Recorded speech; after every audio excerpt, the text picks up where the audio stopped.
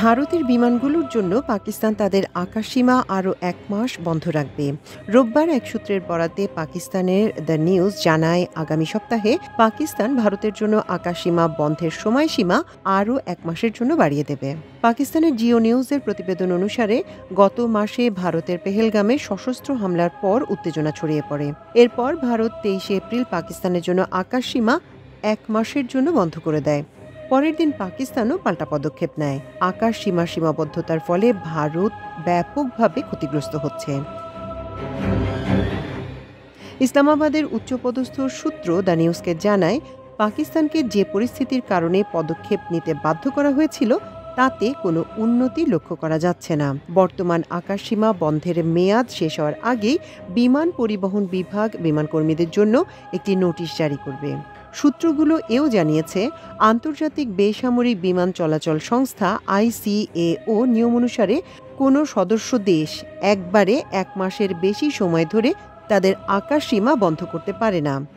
উল্লেখ্য, এই মাসের শুরুতে পারমাণবিক শক্তিধর প্রতিবেশী ২ দেশের মধ্যে ৩ দিনেরও বেশি সময় ধরে চলা সামরিক সংঘর্ষের ফলে সম্পর্ক আরও খারাপ হয়েছে। ভারত নিয়ন্ত্রিত কাশ্মীরে হামলার কারণে নয়াদিল্লি পদক্ষেপ নেয়ার পর পাকিস্তানের জাতীয় নিরাপত্তা কমিটি এক বৈঠকে ২৪শে এপ্রিল থেকে ভারতের জন্য আকাশসীমা বন্ধ করার সিদ্ধান্ত নেয়। ২৩শে মে পর্যন্ত কার্যকর এই নিষেধাজ্ঞাগুলো বাণিজ্যিক এবং সামরিক উভয় বিমানের ক্ষেত্রেই প্রযোজ্য।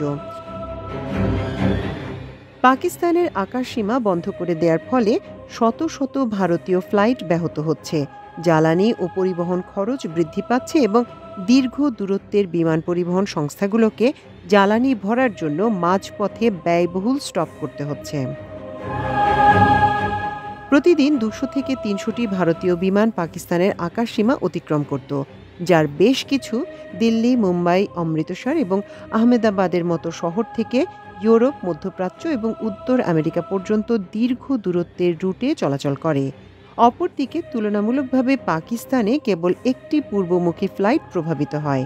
যেহেতু পাকিস্তান ইতিমধ্যে দূরপ্রাচ্যের কার্যক্রম উল্লেখযোগ্যভাবে কমিয়ে এনেছে, তাই পাকিস্তানের উপর এর প্রভাব পড়ে খুবই কম।